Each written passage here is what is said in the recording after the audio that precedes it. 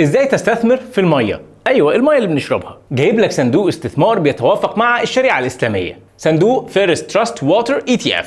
التيكر بتاعه هو FIW. الصندوق اتأسس سنة 2007 وبيدير أصول بقيمة مليار و400 مليون دولار.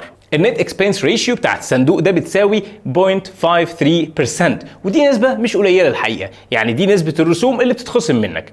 طب هل الصندوق ده مخاطرته عالية ولا لأ؟ التشارت اللي قدامنا ده بيوريك مخاطرة الصندوق مقارنة بصناديق تانية، فهتلاقي انه مخاطرة مش عالية وكذلك ربح مش عالي. انما لو شفت الجدول ده بيوضح الارباح اللي جت من الصندوق السنين اللي فاتت، وانا شايفها ممتازة بصراحة، خصوصا انها بالدولار. بس خلي بالك الصندوق ده بيستثمر 90% من اصوله في البورصه الامريكيه و10% بس بره البورصه الامريكيه، ودي بقى اكبر 5 استثمارات في الصندوق، يعني اكبرها من حيث الوزن بتاعها في الصندوق. دي مش نصيحه استثماريه، بس ده نوع